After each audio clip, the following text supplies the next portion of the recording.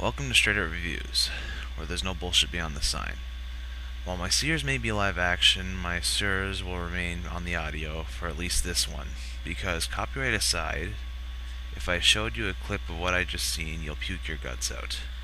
It finally happened, as I got to see the remake of one of the most terrifying movies of all time, Evil Dead. Now before I get into it, a little history. Spoilers.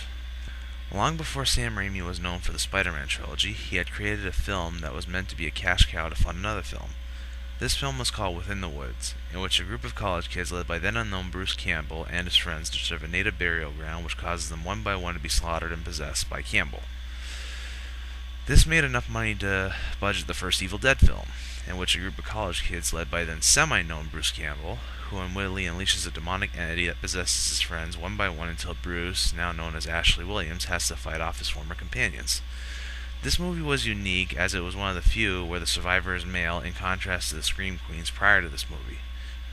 This movie also spawned 2 sequels as well as 3 games, and to top it off, it did a crossover in which Ash faced off against horror legends Freddy Krueger and Jason Voorhees. When I heard they were remaking this, I didn't know what to expect. The first movie scared the living crap out of me. It was one of the few movies I considered nightmarish and nauseating at the same time, with its use of exaggerated gore and psychological tortures. However, it wasn't until I seen the Red Band trailer of this movie that I was hooked. The story starts out the same way as the original. However, rather than a simple hanging out, these people enter the cabin to help their friend Mia Allen, a recovering drug addict with a horrible past. They bring her up to the woods, believing the peaceful setting as well as being too far from the nearest city will help aid her through her cold turkey therapy. One of the kids discovers the book Naturum de Monto, otherwise known as the Book of the Dead. Bound in human flesh and inked in blood, this book has been known for funerary incantations as well as being able to summon a demonic entity which allows it license to possess the living. Eric, who discovered it, manages to translate the book, summoning the evil entity causing Mia to become possessed, while spreading her affliction upon others. Now this remake is strange, but not in the way you think. There are subtle hits throughout the movie that imply that this could be a sequel.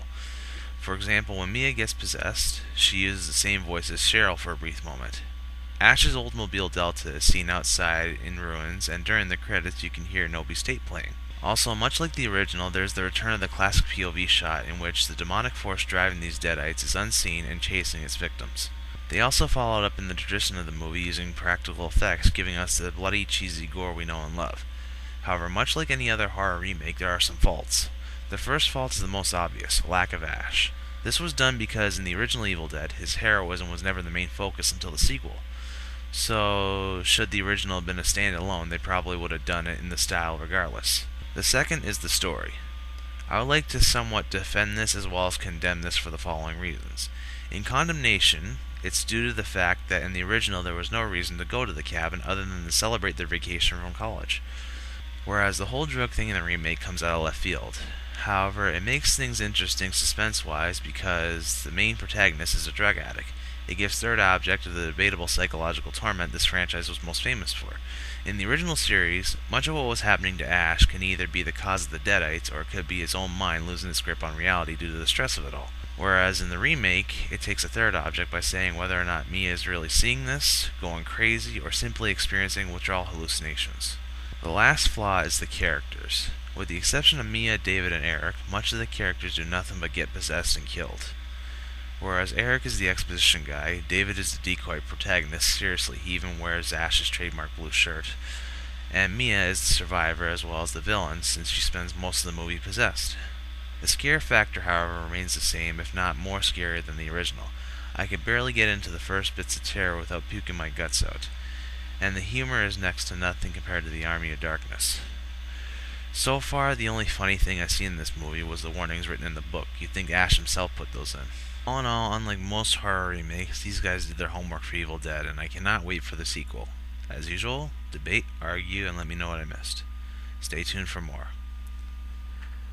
Kanda, Estrada, Amantos, Leos, Lax, Nosferatus, Kanda, Amantos, Groovy.